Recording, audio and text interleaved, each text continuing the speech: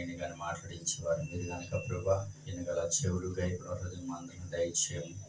నన్ను ధైర్యపరచండి, బలపరచమని మా పీడు మా రక్షకుడైన గడిని ఏసైనాంలో మిక్కిలి బతులాడి వేడుకొంచున్నాం తండ్రి. అందరికీ వందనాలు. బాగున్నారా? నూతన సంవత్సరం శుభాకాంక్షలు మీ అందరికీ. ఈ స్థలం నుంచి మేము వెళ్ళిపోయి చాలా అయింది, కానీ చాలాసార్లు నన్ను ఆహ్వానించినప్పటికీ నేను వచ్చినప్పటికీ అనుకుంటూ ఉండేవాడిని. కానీ నేను అనుకున్న విషయాలు ఏంటంటే, చాలామంది పాటలు పాడడానికి అవకాశం లేదని, లేకపోతే మమ్మల్ని సరిగ్గా పలకరించలేదని అనుకున్న వాళ్ళు చాలామంది చూస్తున్నారు. కానీ మన చర్చిలో అయితే బాధ లేదు. మనం ఎక్కడికి వెళ్ళినా కూడా మనమే సింగర్లు, మనమే వాకింగ్ చెప్పడం కూడా మనమే, మనకి ఎవరు పోటీ లేరు. అయితే నేనేం చెప్పబోతున్నానంటే, మనతోనే సరిపోద్దా, ఇంకెవరైనా రావాలని అనుకుంటున్నారా? మీరు చెప్పాలి. కొత్త ఆత్మ రావాలని, సంఘం నింపబడాలని. బాగుంది. నేను ఉన్నప్పటికైతే మన చర్చి ఇలా ఉండేది కాదు. ఏ రేకులతో ఉండేది? సిమెంట్ రేకులతో ఉండి, కరెంట్ స్తంభం వర్షం పెడితే అక్కడ సాగకూడదని భయంతో ఉన్నాం. దేవుడు మహాకృపను బట్టి సంఘాన్ని చాలా నీట్గా అద్భుతంగా చేశారు, విశాలపరిచారు, మంచిదే. అయితే అదే విషయంగా మన హృదయాలు కూడా విశాలంగా ఉన్నాయా? మార్చుకోవాలని అనుకుంటున్నామా? లేదా లేదులే మన వరకు మన 4 కుటుంబాలు చాలని అనుకుంటున్నాము? కుటుంబాలు వెళ్ళిపోయినా కుటుంబాలు తీసుకొస్తా ఉన్నారు. మనకి కుటుంబం గురించి మనకి బోధించబడింది. కాబట్టి ఏమంటారంటే, ఈ హోటల్లో ఎన్ని సంవత్సరాలు చేశారంట ప్రార్థన చేసిన తర్వాత ఏం చెప్పారు? ఏ హోటల్కి వెళ్ళాల్సిన వాళ్ళు ఆ హోటల్కి వెళ్తారు అని చెప్పారు. ఒక కుటుంబానికి ఎన్ని సంవత్సరాలు బోధించబడితే చెప్పారు ఆ మాట. తండ్రి దగ్గర అడిగారు, ఈ మాట ఎక్కడిది? ఎక్కడిది మాట? లేదు. అదే కదా.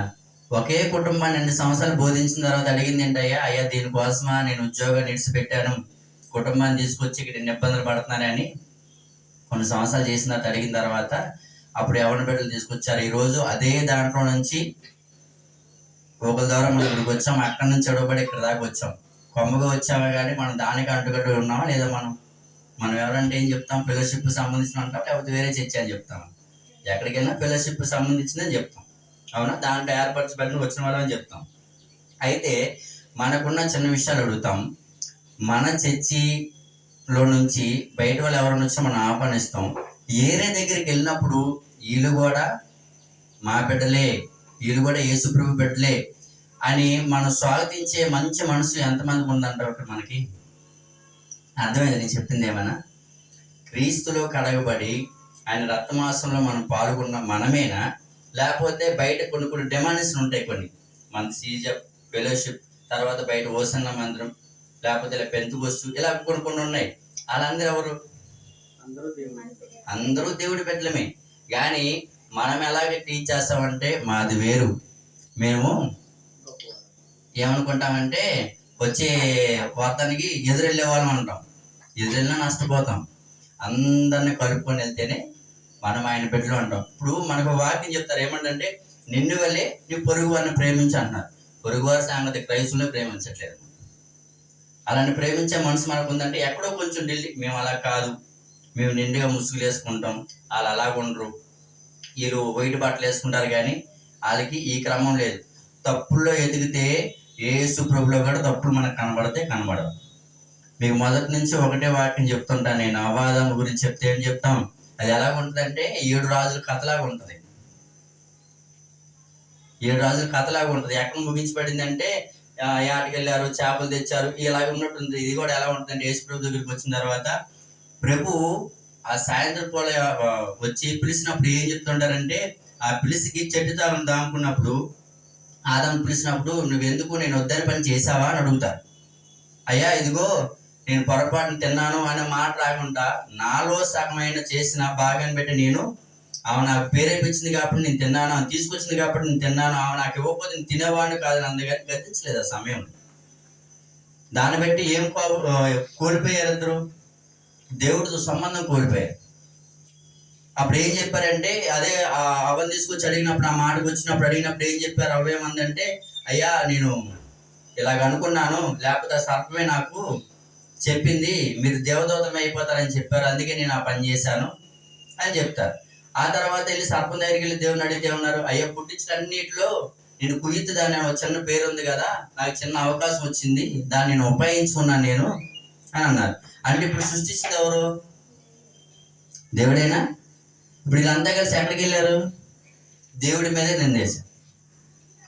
అంటే ఆ రోజే నిందేశారా? ఈ రోజు కూడా నింద మనం వేస్తున్నామంటే మన ఎవరి సంతానం? ఎవరి సంతానం మనం? అవాదం సంతానమేనా?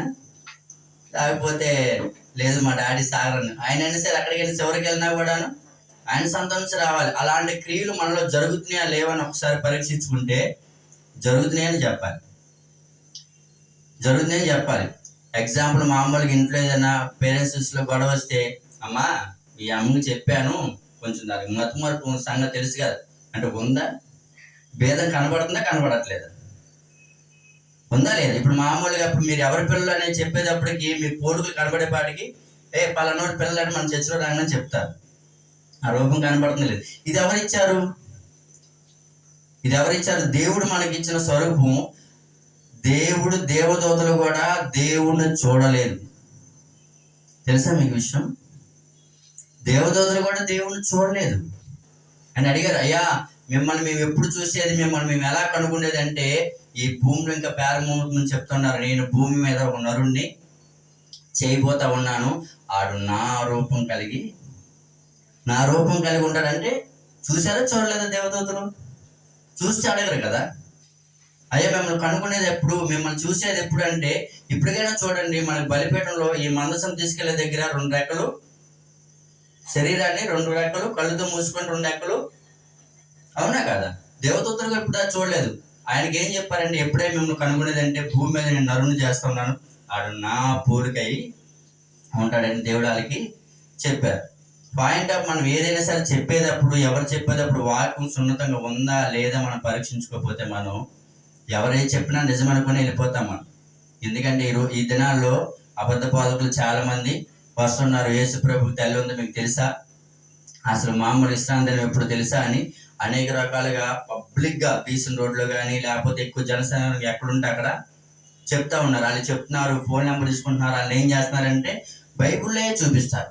ఈ బైబిల్లో చూపించే విషయాలు ఎక్కడున్నాయంటే మొట్టమొదటిగా యేసు ప్రభు దగ్గరికే వచ్చింది. చూడండి ఒకసారి మీరు దీని అంతా మీరు సింక్ చేసుకొని వెళ్తే ఎక్కడికి వస్తే మళ్ళీ దేవుడి దగ్గరికి వస్తుంది. ఎవరు దేవుడి దగ్గరికి వచ్చి ఈ విషయాన్ని చెప్పారు? చెప్పండి, ఎవరు చెప్పారు? అపోదలు చెప్పారు. కొండ మీద తీసుకెళ్ళి ఏం చెప్పారు? అయ్యో నా కాలు మొక్కు, ఇదంతా మీకు ఇచ్చేస్తానని చెప్పారు. తర్వాత ఈ రాళ్ళు రొట్టెని నువ్వు చేసుకున్న దైవ కుమారుడు అయితే అని చెప్తున్నాడు. లేదు ఈ పైనుంచి నువ్వు దూకేస్తే దేవదూతలు దేంట్లోంచి చెప్తున్నాడు? ఆయన వాక్యంలోంచేగా చెప్తున్నాడు. అంటే మనకంటే అబద్ధ వాక్యం బాగా తెలుసా లేదా? ఈరోజు అబద్ధ బోధకులు కూడా మనకి ఏం బోధిస్తూ ఉన్నారంటే దేంట్లో విషయాలు చెప్తారు. మనం ఏమనుకుంటాం? వాక్యాన్ని జాగ్రత్తగా మనం దాన్ని పట్టించుకోకపోతే మనకేం అర్థమవుతుందంటే నిజమే కదా, ఇంతకాలం మనం బైబిల్ చదువుతున్నాం, లేదా 5 సంవత్సరాలు అవుతుంది, లేదా 10 సంవత్సరాలు అవుతుంది, మనం వింటా ఉన్నాం, ఈ విషయం మనకి ఎలా తెలియలేదు అనే విషయంలో మోసపోతాం మనం. దాంట్లో ఎప్పుడైతే మనం మోసపోయామో, అపవాదికి ఎప్పుడైతే మనం లోబడిపోయి ఉన్నామో దెబ్బతినిపోతాం. ఆ తర్వాత సత్యం మనకి ఎంత వినబడినప్పుడు కూడా మనం దాన్ని లేదులే మీరు ఎంతకాలం చెప్పారు, బైబిల్లో దాగిపడి ఉన్నాయి, మనం చెప్పండి చెప్తారు మీటింగుల్లో కానీ లేదా మామూలుగా ఎవరైనా కొత్త వాళ్ళు వచ్చినప్పుడు కానీ అనేక విషయాలు చెప్తారు. లేకపోతే అంటే మనం వచ్చి ఆదరించుకున్నామా, ఏదో వాక్యం చెప్పారు, ఈరోజు కొత్త విషయాలు తెలిసి అనుకుంటాం, పక్కన పెట్టి వెళ్ళిపోతాం. ఎలా ఉంటుంది అంటే ఉదాహరణకి ఇంట్లో మమ్మీ పిల్లలకి ఇష్టం అని చెప్పి ఒక మంచి కూర ఉండారు, తింటారు. మమ్మీ కానీ లేదా ఆ హస్బెండ్ కానీ ఎదురు చూస్తా, ఏం చెప్తారా అని ఆ తల్లి ఎదురు చూస్తూ ఉంటుంది. బాగుందా బాగాలేదు ఇంకా చెప్పలేదు ఏంటని. ఆడవాళ్ళ వాళ్ళకి ఇంకేం చెప్తారంటే అంతైనా పిల్లలు చెప్పకపోయినా ఏమండి కూర బాగుందా, ఇప్పుడు బాగుందని రేపు పొద్దున్న మళ్ళీ నీట్గా ఉండదని, ఏదో ఉందలే ఒకసారి ఉంటే సరిపోయిందా అని. అంటే ఏం ఆశిస్తూ ఉన్నారు? తల్లి ఏం ఆశిస్తుందంటే అరే నేను చాలా కష్టపడ్డాను, ఎంతో ప్రయాసపడ్డాను, నా బిడ్డలు మంచి ఆహారం చేయాలని పొద్దున అనగా లేచి నేను ఎంత సమకూర్చి చేశాను కదా, వాళ్ళకి కనీసం వాళ్ళ దగ్గర నుంచి చెప్పలేదేంటి అని ఆశిస్తారు. అప్పటికి ఆగలేక అడుగుతారు, బాగానే ఉందిలే అమ్మ, ఏదో చేసావులా కానీ పూట ఏదో నచ్చిన కూర పెట్టావని 4 సార్లు అడిగారు. నాన్న అడిగేగా చెప్పాడు కదా సాల్దా. దేవుడు కూడా మనం విన్న వాక్యాన్ని బట్టి అడుగుతారు, అమ్మా మీరు ఇన్ని సంవత్సరాలు అయింది కదా, మరి మీకేం అర్థమైంది అని చెప్పినప్పుడు మనకి అయ్యా నాకు ఇది తెలీదు, నేను ఇది వినలేదు అని మనం చెప్పామనుకో, ఎక్కడ విన్నారో ఎక్కడ వినిపించారో కూడా మనకు అక్కడ ఒక 70mm స్క్రీన్ ఒకటి వేసి అక్కడ చూపిస్తారు. అప్పుడు ఏం చెప్తాం? అప్పుడు ఎలా తప్పించిపోతాం? మనం తప్పించుకోవడానికి అవకాశం ఉంటుందా? వాక్యం ఎక్కడ విన్నామో ఏం చేసామో ప్రతి ఒక్కటి ఆయనకి తెలిసింది. మామూలుగా యేసు ప్రభు గారు ఆ గాడి మీద ఊరేగింపు చేయనప్పుడు ఎరుసలేముకి వెళ్తూ ఉండగా అప్పుడు చెప్పున్నారు, ఏంటి గోల, ఏంటి గోల ఏంటి, ముందు అలా ఆపమని చెప్పంటే యేసు ప్రభు ఏం చెప్పారు? ఈ లాభితే అంటే ఇక్కడ సాక్ష్యం చెప్పడానికి ఎవరున్నారు? భూమి మీద ప్రతి ఒక్కటి సాక్ష్యమై మనం ఇక్కడ ఉంటున్నాక మన గోడగడ పలానా దగ్గరికి వస్తే పలానా సమయంలో పలానా విషయంలో మీకు ఈ వాక్యం చెప్పబడిందే లేదా, మీరు విన్నారా లేదని అడిగితే తలకాయ దించడం చెప్తే మనం చేయగలిగింది ఏం లేదు. ఇక్కడ తల దించడం వలన లేకపోతే ఇక్కడ ఎవరో ఇది అనుకుంటారో వలన మనం తలకాయ దించడం వల్ల ఏ ఉపయోగం లేదు. దేవుణ్ణి జాగ్రత్తగా మనం కనిపెడితే ఆయన మనకు సమీపంగా ఆయన మనకి అనేక విషయాలు బోధిస్తారు. అయితే నేను చెప్పే విషయం ఏంటంటే, ఏదైనా చెప్పేటప్పుడు వాక్యము జాగ్రత్తగా చదవండి, తెలుసుకోండి. తెలుసుకోకపోతే ఈరోజు బయట వాళ్ళు చెప్పే విషయాలు అదే నిజమని అనుకుంటే చూడండి, చెడు మనకి తొందరగా అబ్బిద్ది, మంచి తొందరగా రాదు. ఏదైనా చెడు విషయం ఎంత వాక్యం విన్న మనమే, ఎన్ని విషయాలు మనకు తెలిసిన మనమే బయటికి వెళ్ళాక చూపుల్లో కానీ ఆలోచనలో కానీ తలంపుల్లో కానీ మనం తప్పిపోతాం. లేదు, మనకి జ్ఞానం కావాలి. దేవుడు ఏమడుగుతున్నాడు? మీకు జ్ఞానం కుదవైన వలన అది మీరు అడగండి, మీకు అది నిత్యంగా ఇవ్వబడిద్ది అన్నమాట. ఎవరికైనప్పటికీ లోకస్తులు దీవించబడతారు.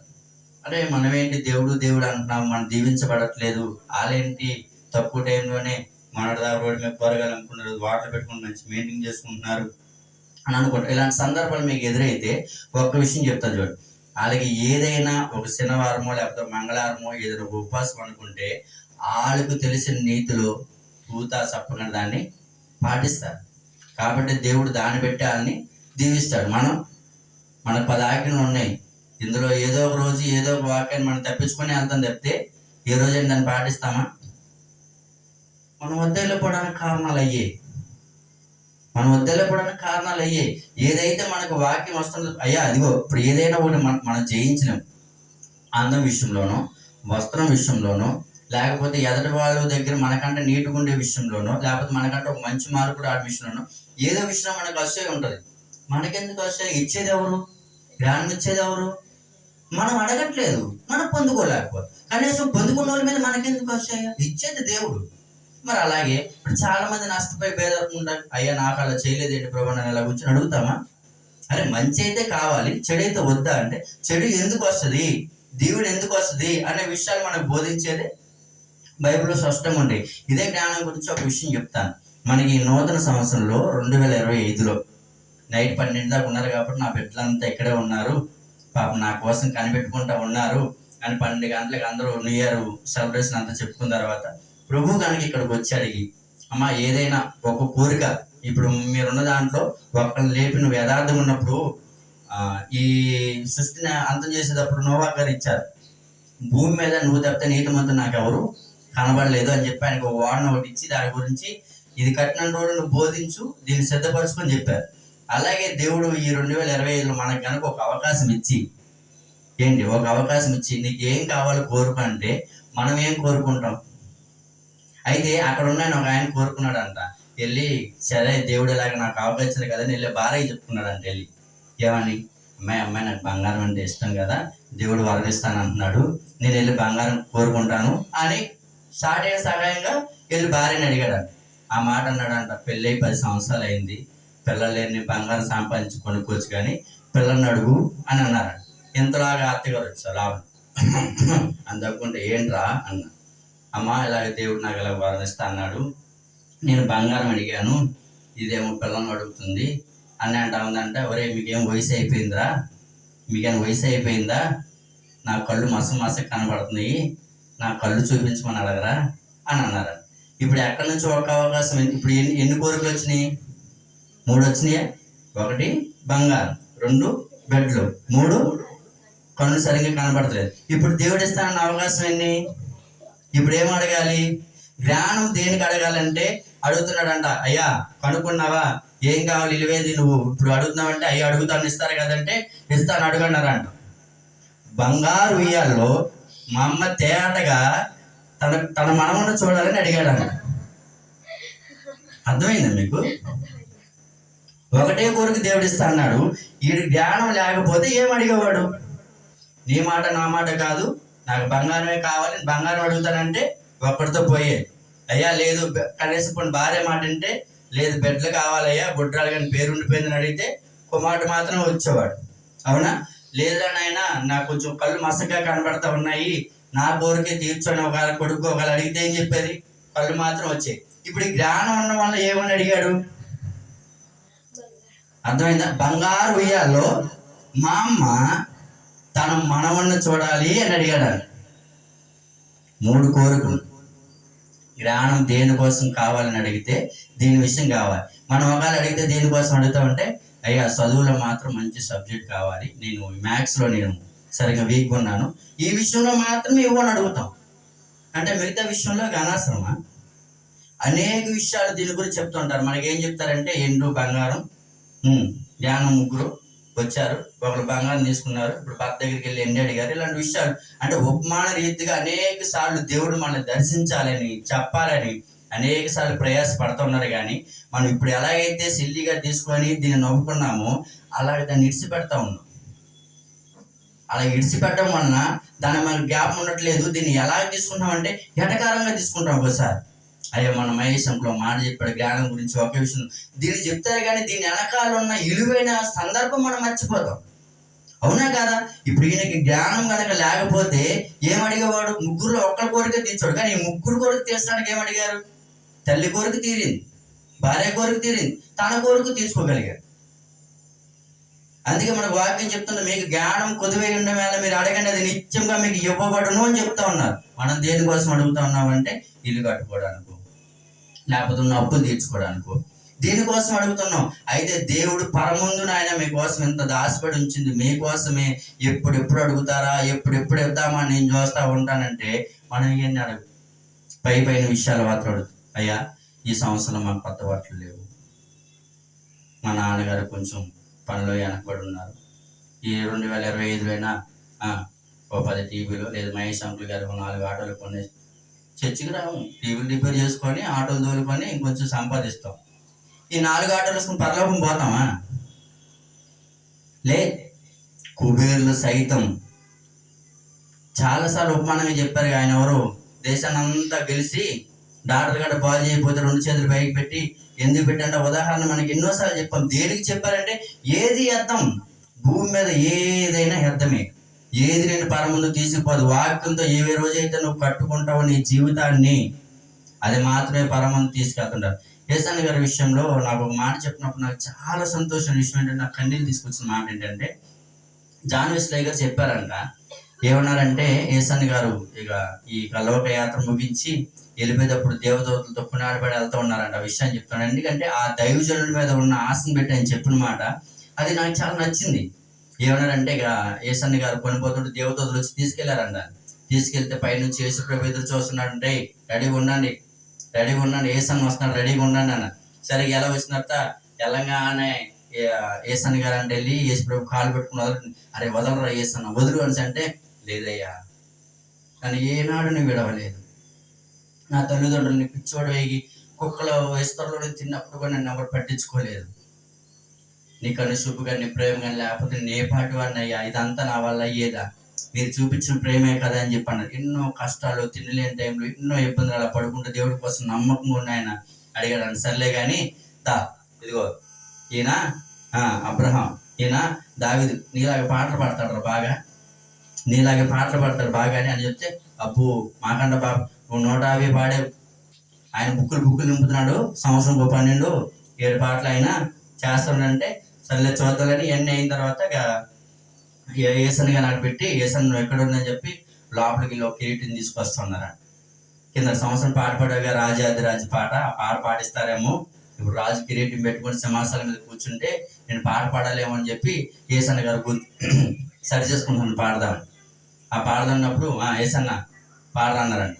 అప్పుడు పాడారండి పాట, రాజాతి రాజా రవి కోటి తేజ రమణీయ సామ్రాజ్య పరిపాలక ఈడవని కృపణాలు స్థాపించెనే, సీయోనులోనున్న సుతుల సింహాసనముపై. ఏంటది? రాజాది రాజా ఈడవని కృపణాలు దాచావు కాబట్టి కృప నేను తొలగిపోకంటున్నానంటే ఆ కిరీటం తీసుకొచ్చి ఏసన్న గారు పెట్టారు. అయ్యా ఇదేంటి నాకు పెట్టారు మీ కిరీటం అనుకున్నా అంటే, లేదు ఏసన్న ఒక్కసారి అది చూడు, దీంట్లో వాడు బారిన రత్నాలు వైద్య ఏంటి అనేకమైన ఈ రంగులు అన్నీ కూడా నీయే ఏర్పరిచిన సాగుకులు కుటుంబాలు ఇవన్నీ నీకు వస్తాయి. మంచి పోరాటం నేను పోరాడుతుంది, నా కథ కరముచ్చింది. ఈ విషయాలన్నీ మనకు వస్తాయి అంటారా? మనకు వస్తాయి అంటారా?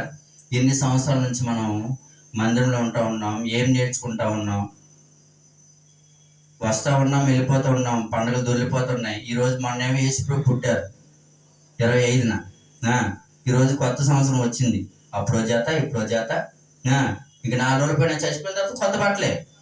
చచ్చిపోయడానికి బాధం లేదు. ఆ టైంలో మనం బాధించేది అంటే ఆయన చనిపోట మనం మేలుగా మనం చేసుకుంటున్నాం. మన ఇంట్లో ఎవరైనా చచ్చిపోతే అలాగే ఉంటాం. కొత్త బట్టలు ధరించుకొని నగలేసుకొని మంచి బిర్యానీ వండుకొని ఉంటామా? కానీ ఆయన ఆ మరణం అనేది మనకి మేలుకరంగా ఎందుకు మార్చబడింది అంటే, మనకు ఆయన రక్షణ మనకి ఇచ్చినాడు కనుక ఆయన తిరిగి మళ్ళీ ఆయన లేగలేదనుకో మనం లేగం, ఆయన లేకపోతే మనం లేగం. అవునా కాదు? ఆయన చనిపోతే మళ్ళీ లెగిస్తాడని మన విశ్వాసం, ఆయన లెగిస్తే మళ్ళీ వస్తాడని ఒక భరోసా మనకి ఇచ్చినాడు కనుక ఈరోజు మనం అనేక దగ్గర ఎంత ఉన్నాం. ఇని ఇడిచిపెట్టేది కాకుండా నాన్న దాన్ని జీవించాలి. ఒక విషయం చెప్పాను కదా, రెండో విషయం చెప్తాను.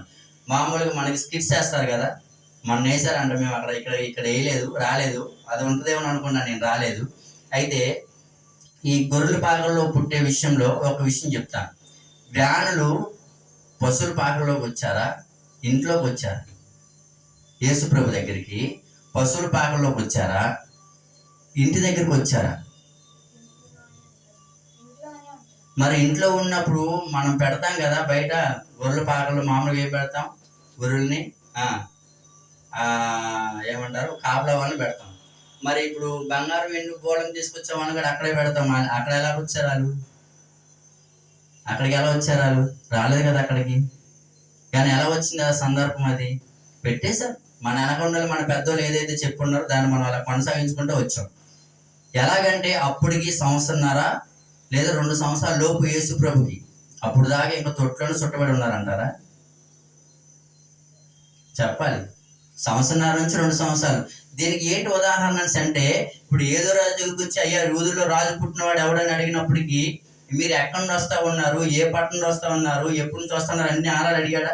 మీరు వెళ్ళి ఆయన కనుక్కొని మీరు చేయండి, తర్వాత నాకు చెప్పండి, నేను బహుమతులు తీసుకెళ్ళి నేను ఇస్తానని అనేకసార్లు చెప్పారు వాక్యం. అంటే వీళ్ళు రాకపోయే పాటికి చొక్క ఏం చెప్పింది, ఆయన పన్నానికి ఉన్నాడు, మీరు ఎటు నుంచి వెళ్ళండి అని చెప్పినప్పుడు ఈయన ఏం లెక్కేశాడు? వాళ్ళు వచ్చిన సమయము ఎంత లెక్కేసి సంవత్సరంన్నర నుంచి 2 సంవత్సరాలు లోపు అన్నప్పుడు, ఇప్పుడు కోత పోయమని పుట్టిన ప్రతి మగ బిడ్డలు ఎప్పుడు కోసమని చెప్పినారు? 2 సంవత్సరాలు లోపు ఉన్న బిడ్డలందరినీ. అంటే అప్పుడు యేసుప్రభు పుట్టి ఎంతకాలం అయి ఉంటుంది? సంవత్సరంన్నర నుంచి 2 సంవత్సరాల లోపు. మరి ఇప్పుడు పసులు పాకల్లోకి తీసుకొచ్చి ఎండు బంగారం ఎలా ఇచ్చారంటారు వాళ్ళకి? మనకి ఏదైతే చెప్పబడి వస్తూ ఉన్నదో, మనం సండే స్కూల్ లెక్కలోనే పెద్ద ఆరాధన కూడా వెళ్ళిపోతుంది. ఎందుకంటే వాక్యాన్ని జాగ్రత్తగా పట్టించకపోతే రేపు పొద్దున్న ఎవరు చెప్పినా మనం మోసపోతాం. నిజమా కాదా? ఇప్పటికైనా క్లారిటీ వచ్చిందా? ఇప్పుడు ఎండు బంగారం బోలం మన స్కిట్లు వేసినప్పుడు కూడా చాలాసార్లు మీరు స్కిట్లు వేసినప్పుడు కూడా అదేగా మనం చేసాం. కానీ అది అక్కడే సమర్పించలేదు, అది ఇంట్లో ఉండగా సమర్పించింది. పశువుల పాకలో లేడు అయినప్పటికీ. మనం కూడా ఎక్కడున్నామంటే పుడతాడు వస్తాడు అనే దగ్గర ఉన్నాం. అసలు మన హృదయంలోకి రావాలి, మన జీవితంలోకి రావాలి, మనం నిజంగా అనుకుని తెలుసుకోవాలనుకోని మనకు ఆసక్తి కలిగితేనే కదని చెప్పేది. అందుకే మీరు మొరపెట్టండి, మీకు నేను ఉత్తరం ఇస్తాను. అక్కడితో అయిపోయిందా? ఘోరమైన సంఘటనలు మీకు తెలియజేస్తాను. ఏది ఇక్కడ ఎన్ని కార్యాలు పొందామో, ఆన్లైన్లో ప్రార్థన చేసినప్పుడు ఎన్ని కార్యాలు పొందామో ఉదాహరణ మనం అందరం ఇక్కడ ఉన్నాం. వీళ్ళ కుటుంబంలో జరిగిన విషయాలు ఎన్ని యథార్థంగా ఇదే దగ్గర ఉండి ఏడ్చామయ్యా, మేమైతే మీరు ఆడలేదా? అయ్యా మేమైతే కుటుంబంతో వస్తూ ఉన్నాం, ఆంటీ ఒక దగ్గరికి వెళ్తున్నారు, పెద్దకు ఒక దగ్గరికి వెళ్తున్నారు, ఆడ కుటుంబంతో కూడా వస్తే అదే సంతోషంగా ప్రభు అని అనేక సార్లు మనం ప్రార్థన చేసామా లేదు?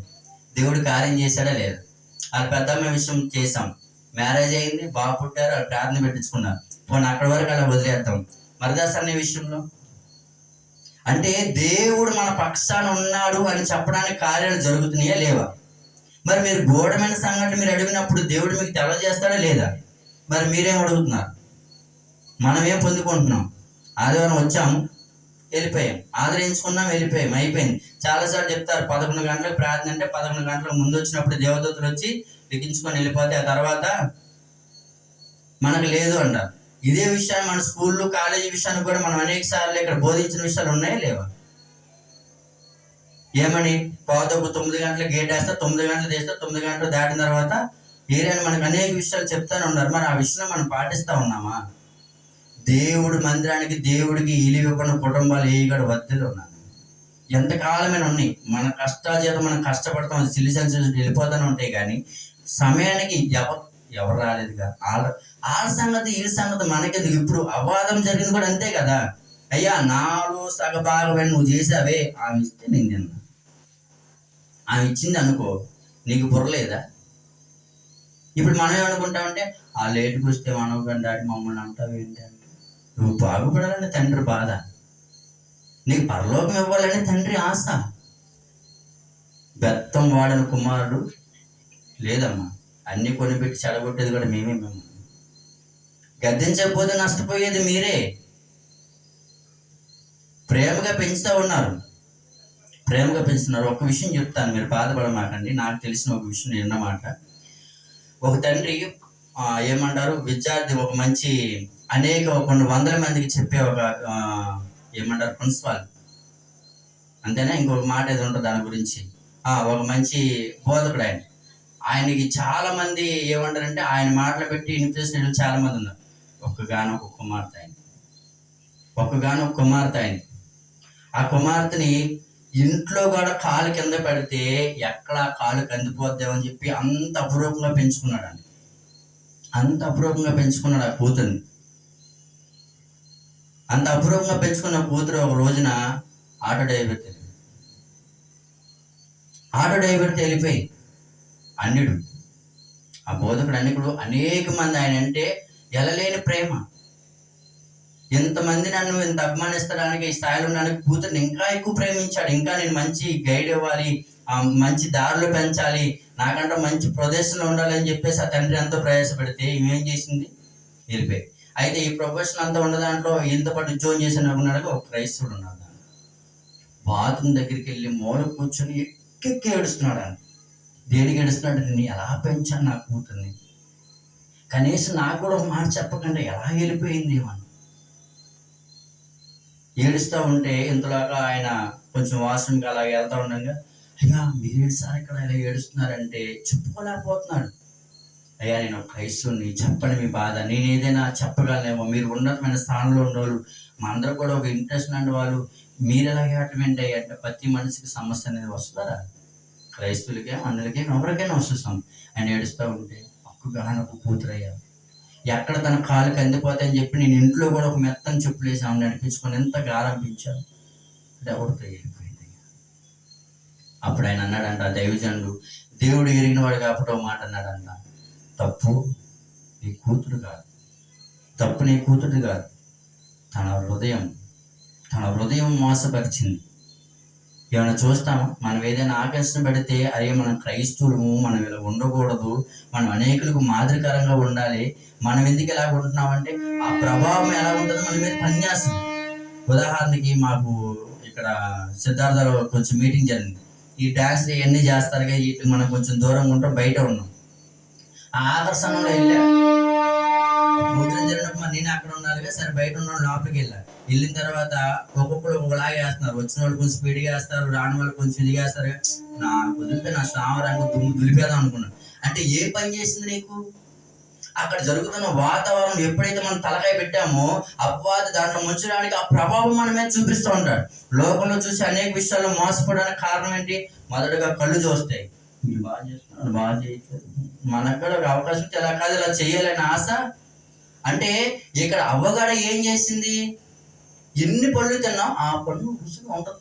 ఆలోచన వచ్చిన తర్వాత అపవాది వచ్చాడు, కానీ ఆలోచన రాకముందు ఆయన ఎవరు వాళ్ళ దగ్గరికి రాలేదు. ఎప్పుడైతే చెడు ఆలోచన కానీ చెడు తలంపులకు కానీ లేదా ఎదట వాడి మీద ఎప్పుడైతే మన ఆశలు మన చూపులు అవతలకి వెళ్తాయో అప్పుడు అపవాదికి మనం అవకాశం ఇస్తాం. అప్పుడు దాకా మనం మోసం చేయకూడదు. అందుకే మన బైబిల్లో కూడా ఏం చెప్తారంటే హృదయం మోసకరమైనది, ఇంకా వ్యాధి కలదు. మామూలు వ్యాధి కలదా, ఘోరమైన వ్యాధి కలదా? ఘోరమైనది. ఒక్కసారి మనం దాంట్లో తలంచి తించామంటే మనల్ని అది నాశనం చేసేంతవరకు వదలదు. దేవుడు రక్షణ అయితే మనకు ఉచితంగా ఇచ్చున్నాడేమో కానీ పాపం అయితే ఉచితంగా రాలేదు. ఏదైనా డబ్బు పెట్టి కొనుక్కోవాల్సింది. సినిమాకి వెళ్ళాలంటే ఊరిని ఇస్తారా? అవునా? ఏదైనా ఒకవేళ మనం పాడుది లేదా మన శరీరాన్ని పాడు చేసుకుంటే ఒక సిగరెట్ కానీ లేకపోతే ఇంకోటి ఏదైనా ఒకవేళ చేయాలనుకుంటే ఊరిని ఇస్తారా? అయ్యా నేను చెడిపోతాను, నాకు కొంచెం ఇటువు అని అంటిస్తారా? అది కూడా డబ్బు పెట్టి కొనుక్కోవాలి. కానీ దేవుడు తన ఉచితమైన ప్రేమ మనకి ఇచ్చినట్టు. అయితే ఈయన అక్కడికి వెళ్ళిన తర్వాత ఈ పాస్టర్ గారు చెప్పారంట, అయ్యా ఒక 3 లేదా 10 రోజుల్లో ఈ కుమార్తె నీకు ఫోన్ చేస్తుంది అని చెప్పిన తర్వాత ఆయన అప్పటికి అలాగే ఎదురు చూస్తూ ఉన్నాడు. అంటే అంతలోక 5 రోజులకే ఫోన్ వచ్చింది. నాన్న మేము పలానా హోటల్లో పలానా నెంబర్ పలానా దగ్గర ఉన్నామంటే ఆ తండ్రి ఎడకాలు కుడికాలు చెప్పి దేనికి వేసుకున్నాడో పైవారిని కింద ఆలోచించకుండా ఉరుకు పరుగుల మీద అక్కడికి ఆ హోటల్ కాడికి వెళ్ళి ఆ లాడ్జ్ దగ్గరికి వెళ్ళి పలానా నెంబర్ చూసి తలుపు కొట్టాడు. కొడితే ఒకటి పళ్ళు నిండా సార్లు పెట్టుకొని గలలింగి ఒకటి కట్టుకొని రంగురంగులు ఏమంటారు బెనీలు ఒకటి ఉంటుంది, బెచ్చాలు బెనీలు ఒకటి వేసుకొని ఎవరు అన్నాడు. ఆ తండ్రి ఏమనుకున్నాడంటే ఒకవేళ మా కుమార్తె ఒక రాంగ్ నెంబర్ చెప్పిందేమో అని అనుకుంటే అలా కాదే అంటే అన్నాడు. ఫుల్ తాగేస్తున్నాడు. తీరా ఒకవేళ ఇది కాదేమని చెప్పి అలా 2 అడుగులు వెనక్కి తిరిగి చేయగానే నాన్న అని వెనకాల ఒక స్వరమైన పడింది. తీరా చూస్తే కూతురు పూర్ణ ఏడ్చాడంట. అమ్మా నేను పెంచిన పెంపకం ఏంటి, నీకు ఇచ్చిన ఎడ్యుకేషన్ ఏంటి, నాకున్న ఇలువలేంటి, నేను ఎలా పెంచాను, నువ్వు ఎలా చేసావు, అసలు నీకు ఈడెలా నచ్చాను అమ్మా అని అంటే, నా కళ్ళుతో చూడనా చెప్పు తీసి కొడతా, నీ కళ్ళుతో చూసేదేంటి, నీ కళ్ళుతో చూస్తే ఆడు పళ్ళు కనబడవా, ఆడు కట్టుకున్న అవతారం కనబడదా, ఆడు ఇది కనబడదు. ఏమడిగాడు? నా కళ్ళుతో చూడనా, నీ కళ్ళుతో కంటే మీ నాన్నకి కళ్ళు పుసులు పెట్టినాయి. అంటే హృదయం మోసకరమైనది. హృదయం మోసకరమైనది. ఏ విషయంలో అయినా సరే తెగిస్తే అరే నా తల్లిదండ్రులు ఏమైపోతారు, నన్ను పెంచిన పెంపకం ఏంటి, నేను జీవించిన జీవితం ఏంటి, నేనున్న స్థలం ఏంటి, నేను ఇప్పుడు దాకా పెరిగిన వారు ఏముండవు. హృదయం మోసకరమైందమ్మా. ఏదైనా మోసపరుస్తాం, తల్లిదండ్రులు మోసపడతాం. చెప్పనా ఏదైనా ఇప్పుడు ఎవరి దాకా ఎందుకు మా సభ్య విషయం చెప్తాను. నేను కాలేజీలో మామూలుగా ఏదో ఫెస్టివల్ ఏదో జరిగితే 150 రూపాయలు 200 ఎంత కట్టాలన్నారండి. నా దగ్గరకు వచ్చి మా నాన్న ఇవన్నీ అంటే అమ్మ మనం క్రైస్తవులు ఉండకూడదని అంటాం, పైగా అలా కాకపోయినా మనం ఎక్కడికి వెళ్ళినా అక్కడికి వెళ్ళే వాళ్ళు మనకు ఉన్నారు కదా చెప్తామే ఏదో భయంతో. పిల్లలకి ఏదైనా తల్లిదండ్రులు ఒక అబద్ధం చెప్పి ఆపారు, గద్దించి ఆపారంటే ఎవరి మీద నిందేసినా సరే నా పిల్లల్ని ఈ బతిలో నిలబెట్టాలని ఆశే తప్పితే మిమ్మల్ని బాధ పెట్టని విషయం కాదు. ఒక్క విషయం చెప్తాను, మిమ్మల్ని బాధ పెట్టాలి, మిమ్మల్ని ఇలాగే ఉంచాలనుకుంటే మిమ్మల్ని గవర్నమెంట్ స్కూల్లో వేసి ఏ ట్యూషన్లో పడేసి ఏ గవర్నమెంట్ హాస్టల్లో పడేస్తే భార్య భర్తలు హ్యాపీగా ఉంటారు. కానీ అలా కాకుండా వాళ్ళు పగలనక రాత్రనక కష్టపడి ప్రయాసపడి మిమ్మల్ని ఒక మంచి భవిష్యత్తు ఇవ్వాలి. ఏ తల్లిదండ్రులైనా ఏమన్నా చూస్తా మాలాంటి జీవితంలో కాదు, మాకంటూ ఒక పైన మెట్టు ఉండాలి అనుకుంటారు. కానీ హృదయం మోసకరమైనది ఏం చేసింది? నా కళ్ళుతో చూడు నాన్న తిట్టాడంట. మీ ఇద్దరు కనుక నా ఇంట్లో తీసుకెళ్దామని ఆశపడ్డారు. అయ్యా మీరు ఒక ఉన్నతమైన స్థానం వాళ్ళు తప్పు ఉప్పు చేశారు, ఆయన కొంచెం తీసుకొచ్చి పెద్ద రకంగా మీరు పెళ్లి చేసి ఆయన మీరు సాటండి, ఎంతైనా ఒక మాటని ఎన్నో ఆశపడి ఆ సిచ్యువేషన్ చూసిన తర్వాత అసలు రావద్దని చెప్పాడు. చచ్చిపోయింది, హృదయం అంతా కుమిలిపోయాడు. అసలు నేను పెంచిన పెంపకం ఏంటి, నేను చూపించిన జీవితం ఏంటి, నువ్వు చేసిన పని ఏంటి, కనీసం ఒకవేళ ఇష్టపడ్డావంటే కనీసం నేను పెంచిన పెంపకాన్ని పెట్టి ఏదో పోనాడు. ఆస్తి లేకపోతే క్యారెక్టర్ కూడా లేదండి, క్యారెక్టర్ లేకపోతే కారణం ఏంటంటే అమ్మంటుంది నా కళ్ళుతో చూడు నాన్న. అంటే హృదయం మోసపరిచిద్దాం, ఎవరినైనా మోసపరిచి తల్లిదండ్రులు మోసం చేస్తాం, అప్పుడు దాకా ఉన్న ప్రాణ స్నేహితులు మోసం చేస్తాడు. చెప్తే అక్కడ మా ఇంట్లో చెప్తాడు, అవునా కాదు? ఆ తండ్రి ఎంత బాధపడి ఉంటాడు. నా కూతురని చెప్పినా సరే నరికేస్తామని చెప్పాడు. అంతలా ప్రేమించుకున్న మనిషి ఒక తండ్రిగా ఆ కుమార్తె చంపేస్తాంటే కానీ నువ్వు ఎలాంటి పాప స్థితిలో ఉన్నా, ఎలాంటి నీ తల్లి విడిచినా, నీ తండ్రి విడిచినా, నేను ఎడవును ఎడబాయనని చెప్పిన ఒకే ఒక్క దేవుడు నజరేయుడైన యేసు. మరి ఆయన దగ్గరికి వచ్చి కూడా మనం వచ్చి ఏమి లేదులే అని చెప్పి ముసుగేసుకోవడం, లేకపోతే మూలండి ప్రార్థన చేసుకుంటే సరిపోద్దా? ఆయన ఏమడుగుతా ఉన్నాడు? నీ ఆస్తులు అవసరం లేదు, నీ అంతస్తులు అవసరం లేదు, నీ తప్పులు నువ్వు సరి చేసుకొని యథార్థంగా నా ఎదుట నువ్వు నా పరిస్థితి ప్రభా నేను ఇది జయించలేకపోతాను నువ్వు అడిగితే దానికి మార్గం చూపిస్తాను. ఇప్పుడు మ్యాథ్స్ మీకు రావట్లేదు నాన్న, మీకు సార్ పెట్టారు, క్వశ్చన్ అడుగుతారు, అడగరా సార్ మ్యాథ్స్ కొంచెం అర్థం కావట్లేదు అంటే నీ మెంటాలిటీ ఎలాంటిది, నీ టీనేజ్ వయసు ఎలాంటిది, నీకు ఎవరైతే ఇష్టమో, నీ తల్లి అంటే ఇష్టమా, తండ్రి అంటే ఇష్టమా, లేకపోతే ఎవరంటే హీరో అంటే ఇష్టమా, ఎవరంటే ఇష్టమా అని చెప్పి ఆయన ఆ కేటగిరీలో నుంచి నేను తీసుకొని వస్తూ ఉంటాడు. అంతే. నీకు నచ్చిన వాళ్ళ గురించి, నీకు నచ్చిన వాళ్ళు ఏదైనా విషయం చెప్పారనుకో, క్షణం ఆలోచించవు, వెళ్ళిపోతావు. అరే నేను ఇప్పుడు తినలేదు, నాకు ఆకలి వేస్తుంది, వచ్చి ఆలోచించవు, అవునా కదా? అదే ఒకవేళ నీకు నచ్చిన వాళ్ళు నీకు చెప్పారనుకో, అది మంచి విషయమైనా కూడా, అది నీకు విలువైన విషయమైనప్పుడు కూడా, ఆ భవిష్యత్తు నీకు బంగారం కూడదని చెప్పినప్పుడు కూడా వింటావా? ఎందుకని? ఆయన చూసే విధానం అలా ఉంటుంది కాబట్టి మంచి అనేది అస్సలే. అయితే ఈ జరిగిన సందర్భంలో ఇంతవరకు వచ్చింది కదా, 3వ కేటగిరీలో ఈ గొర్రెలు కాపులు అనే విషయాలన్నింటికి వచ్చాం కదా. వీళ్ళందరూ 1 by 1 అందరికి వేస్తే అందులో దావీదు అనే కుర్రోడు ఉన్నాడు. ఆయనకి పెద్ద వయసు లేదు, అంటే వయసు ఉంది కుర్రోడికి, కొంచెం మత్స్యకంగా ఉంటాడు, నోట్లో సొల్లు కారుతూ ఉంటుంది. ఆయన సరిగ్గా చెప్పలేడు. అయితే అందరికీ కేటగిరీలు ఇచ్చారు, గొర్రెలు కాపురులుగా, లేకపోతే మరియమ్మగా, కుమారుడిగా ఇచ్చారు. ఒక పాత్ర ఈయన అడుగుతున్నాడు, టీచర్ నాకు కూడా పాత్ర ఉంది, టీచర్ నాకు ఒక అవకాశం ఉంది టీచర్. ఎవరు పట్టించుకోరు ఆ పిల్లని, కానీ అడిగాడు, అందరూ అయిపోయారు, ఒక్కడు మాత్రం ఉంది, ఎవరు లేరే. ఇక తప్పలేదు, ఆ కుర్రోడికి అవకాశం వచ్చింది. ఆ టీచర్ అనుకుందని ఎలాగే నేను గైడ్ చేస్తా. ఎప్పుడైతే స్టార్టింగ్ ఏదైతే ఉందో, ఏముంటుంది స్టార్టింగ్, మరియమ్మ పసుపు పాదరికి వచ్చి సత్రం దగ్గరికి వస్తారు, ఇక్కడ స్టార్ట్ అవుద్ది.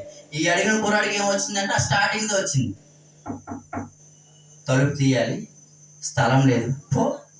ఇదే డైలాగ్. ఈయన ఎలాగే నేను మర్చిపోతాడని చెప్పేసి 10 రోజులు ఒకటే డైలాగ్. సౌండ్ రాగానే తలుపు తీయాలి, స్థలం లేదు, పో. ఇదే డైలాగ్, ఏం లేదు. నీకు కనుక అవకాశం ఇస్తే స్కిట్ మొత్తం పాడు చేస్తారు ఆయన అని అనుకుంటానే ఉన్నారు, చెప్తా ఉన్నారు. అప్పుడు టీచర్ నాకు పాత్ర ఉంటే టీచర్. అయితే అడిగితే ఎలాగ తప్పడానికి ఇస్తే 10 రోజులు గేట్ చేస్తారు, అంతా బాగానే ఉంది. ఈ స్టార్టింగ్లోనే ఇక వచ్చేసింది, రేపు దినాన స్కిట్ ప్రారంభంగానే వెనకాల ఉన్నారు, టీచర్ వెనకాల ఉన్నాడు. ఇది ఏం చేస్తాడో, మొత్తం స్కిట్ అంతా నాశనం చేస్తాడని కూడా పాపం పిల్లలు ఎప్పటి నుంచో కష్టపడి దీన్ని ప్రిపేర్ అయ్యారని ఆ టీచర్ చూస్తుంటే పట్టంగానే తలుపు తీశాడంట. తీయంగానే అమ్మాయిగా తీశాడు, రైడు కరెక్ట్గానే ఉన్నాడు అని అనుకుంటే ఆ వెనకాల తెర వెనకాల ఉన్నారంట. మరియమ్మని చూశాడంట, యేసుని చూశాడంట, నిండు గర్భిణితో మరియమ్మ ఉందంట, చూస్తా ఉన్నాడంట, ఏడుస్తున్నాడంట.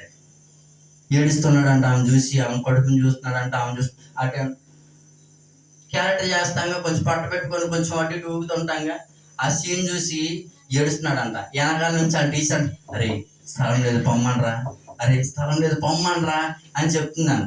ఈయనేం చెప్పట్లేదు. ఇక అటు తిరిగి అయ్యా ఏమన్నా స్థలం ఉందంటే ఇటు తిరిగి బోల్డ్ స్థలం ఉందిరా, లోపల రా అన్నాడంట. వాళ్ళంతా అనుకున్నారంట మొత్తం పాడు చేశాడు, స్కిట్ అంతా పాడు చేశాడండి.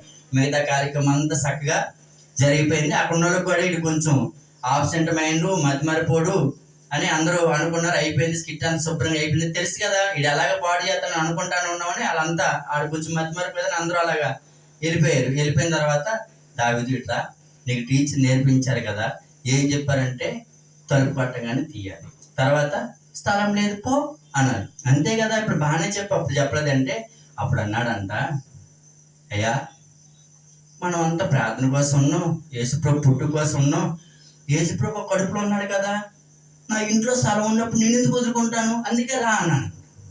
చూసారా, మీకు అర్థమైంది ఏమైనా?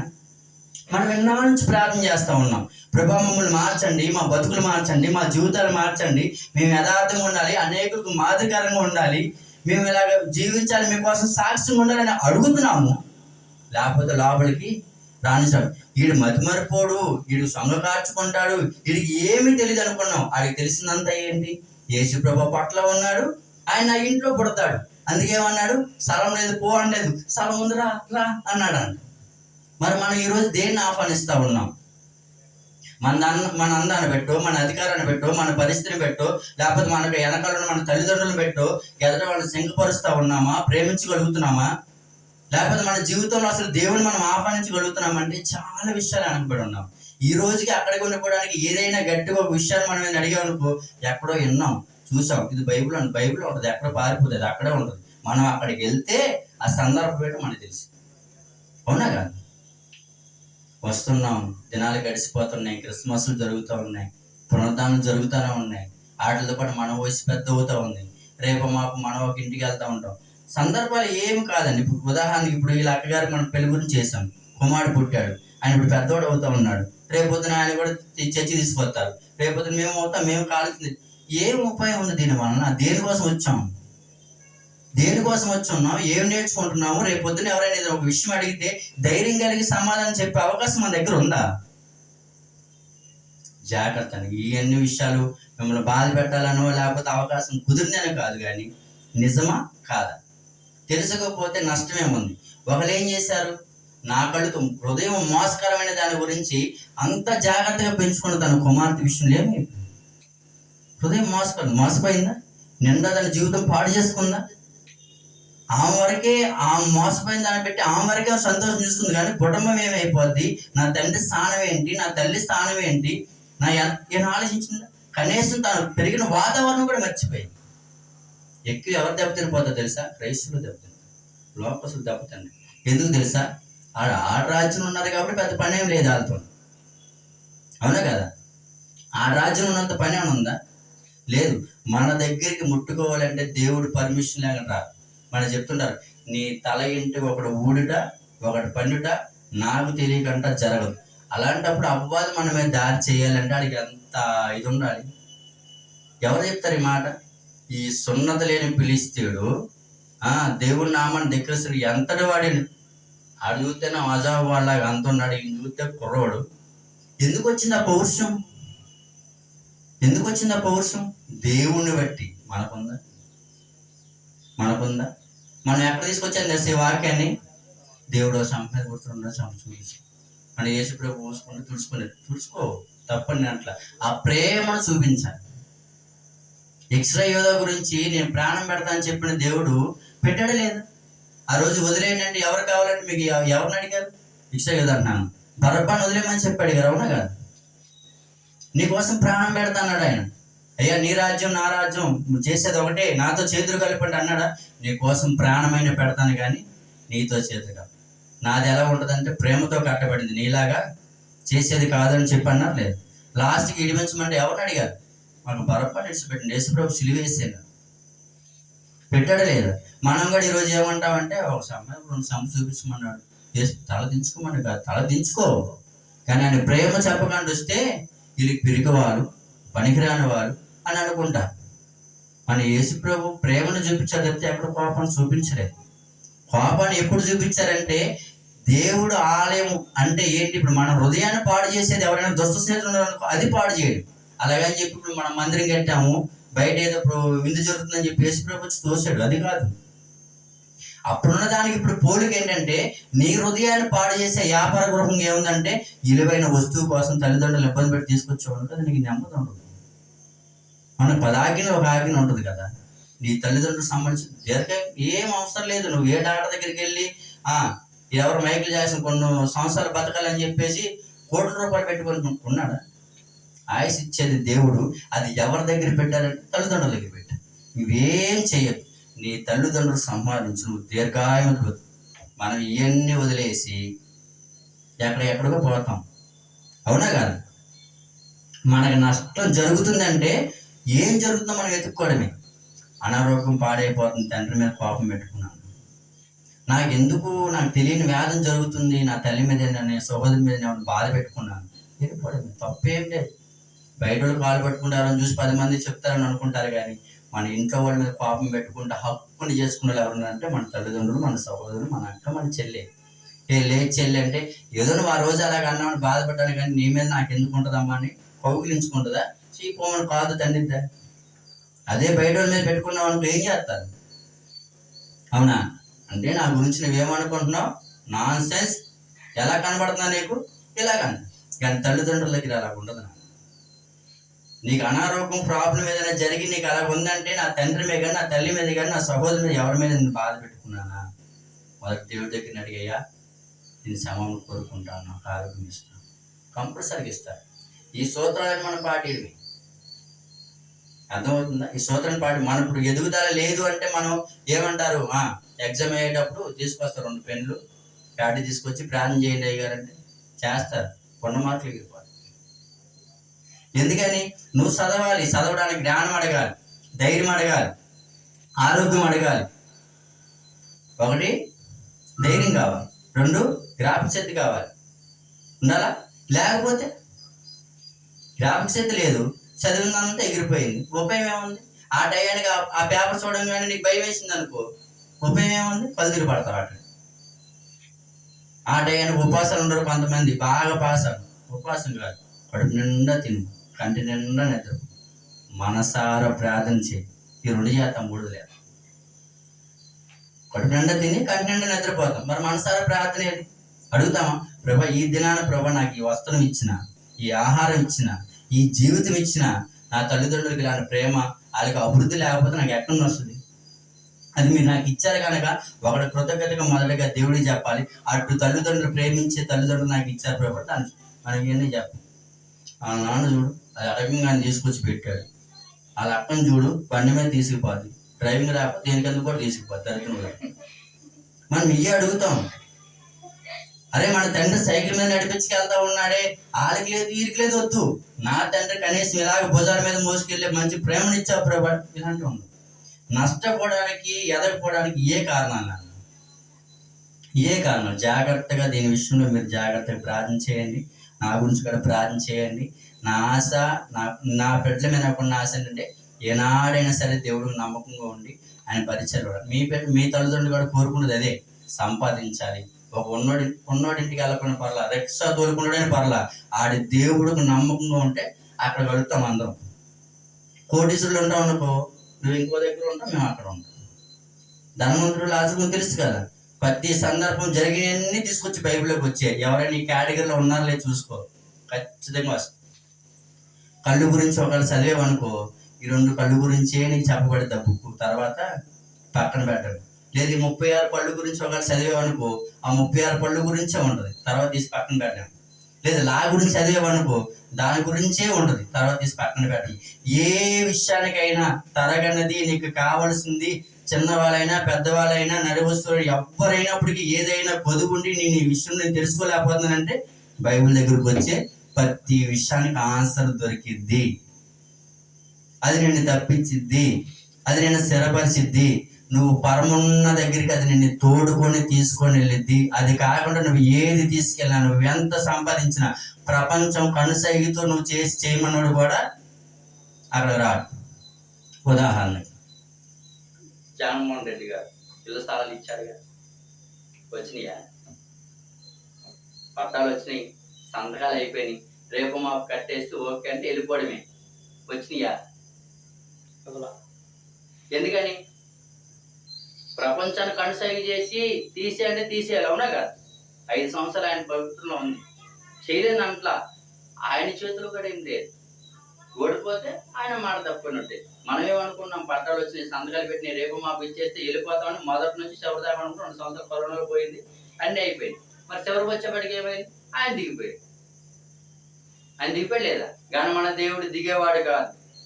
దిగు నుంచి మన కోసం దిగి వచ్చి మళ్ళా పరములు తీసుకోవడానికి ఆయన మళ్ళీ తిరిగి లేచిన వాడు. కాబట్టి మీ అందరూ నమ్మకం ప్రార్థన చేయండి. అనేక విషయాలు దేవుడి గురించి పూర్తిగా తెలుసుకోండి. నా గురించి కూడా ప్రార్థన చేయండి. ఈ చిన్న వాక్యం దేవుడు దీవించిన కాక మీ నిక్కులు భద్రపరిచిన ప్రార్థన. తల ఉంచుకున్నట్టయితే ప్రార్థన చేసుకున్నాం. మహాగణుడు, మహాపరిశుద్ధుడైన మా తండ్రి, నీకు వందనములు, స్తోత్రములు నాయన. కొన్ని విషయంలో ప్రభా నాయన మీరు బయలుపరిచిన ఆయన అయ్యా నాయన మీరు వివరించిన విధానం బట్టి నీకు వందరములు స్తోత్రములు నాయన. ఒట్టివాడిని మట్టివాడిని ఏ మంచి లేని ప్రభా, అయినప్పటికీ ప్రభా నాయన మీ సిలువు చాటును మరుగుపరిచి మీరు ఇచ్చిన అవకాశం బట్టి నీకు వందరములు స్తోత్రం చెల్లిస్తూ ఉన్నాం. చిన్న మందికి మీరు భయపడొద్దని మీరు మాట్లాడుతూ ఉన్నారు ప్రభా. మేము కొద్దిగా ఉండొచ్చు నాయన, ఒక దినాన్ని ఒంటరిగా ఉన్నవాడు ప్రభా నాయన 1000 మందిగా ప్రభా మీరు మాట్లాడిన ప్రభా మీరు వాక్యం ఇచ్చినట్టుగా ప్రభా అయ్యా తండ్రి మీరు జ్ఞాపకం చేసుకోండి నాయన. బిడ్డలో ప్రభా నాయన అనేక విషయాలు నాయన మీరు తెలియజేసినందుకు స్తోత్రం చెల్లిస్తా ఉన్నాం. అయ్యా రాబోయే దినాల్లో ప్రభా నాయన సంఘ సరుద్రి ప్రభా మీరు విశాలపరచండి నాయన. అనేకులకు ప్రభా నాయన మాకు దొరికిన రక్షణ, మాకు దొరికిన ప్రేమ అయ్యా తండ్రి అనేకులు దొరికినట్టు సహాయం దయచేయండి ఆయన. 2024 వెళ్ళిపోయింది, 2025 వచ్చింది అయ్యా. ఇంకో సంవత్సరం అయితే 2026 కూడా వస్తుంది ప్రభా. అప్పటికి మేమే ఉంటే ప్రభా ఫలించిన వాడిని ప్రభా నాయన నరికి అగ్నిగుండంలో మీరు వేస్తానని మీరు మాట్లాడుతూ ఉన్నారు. మేము ఫలించి అయ్యా మేము ఎదటి వారికి ఏం చెప్పపోయినా పర్లా మా మాదిరి నాయన మీ ప్రేమను చూపించగలిగితే ప్రభా అనేకులు ఇది వీళ్ళు నమ్మకస్తులు, వీళ్ళ దగ్గర ఆహారం ఉంది, వీళ్ళు వడ్డించగలరు, వీరు నా బిడ్డలకి ప్రభా వీళ్ళని బాగు చేయగలని ప్రభా మీరు అందిస్తారు నాయన. అలాంటి వాక్య వస్తారు ప్రభా నాయన. అయ్యా మా దాసుడికి మీరు దయచేయండి నాయన. ఇది నాయన ప్రభా నాయన జరిగిన ప్రభా ఈ యొక్క నాయన ప్రార్థన మీరు జ్ఞాపం చేసుకొని ప్రభా మీ ఎన్నికల్లో నాయన భద్రపరచండి, సహాయం దయచేయండి ప్రభా. ఫలిపదం మీరు దయచేయండి. అలాగే నాయన కుదరవెళ్ళి నాయన ప్రభా మా సహోదరులు ఉన్నారు, అక్కడ కూడా మీరు వాడబడిని మీరు నమ్ముతూ ఉన్నాం ప్రభా. అలాగే నాయన మరదర్శనం పెట్టి మీకు వందనములు ప్రభా. అయ్యా నిజామాబాద్లో జరుగుతున్న ఈ దినాన్ని ప్రభా అక్కడ కూడా మీరు జ్ఞాపం చేసుకొని ఆయన మీ ఆత్మ మీరు అక్కడ బలపరచండి. మేమంతా ఏకమై ప్రభా నాయన మీ రాజ్య విస్తారకు నాయన ఉపయోగపడే పాత్రలుగా మీరు మమ్మల్ని చేయమని మా పీడు మా రక్షకుడు నజరేయుడైన యేసయ్య నామమున మిక్కిలి బతిమలాడి వేడుకుంటున్నాము తండ్రి. ఆమేన్.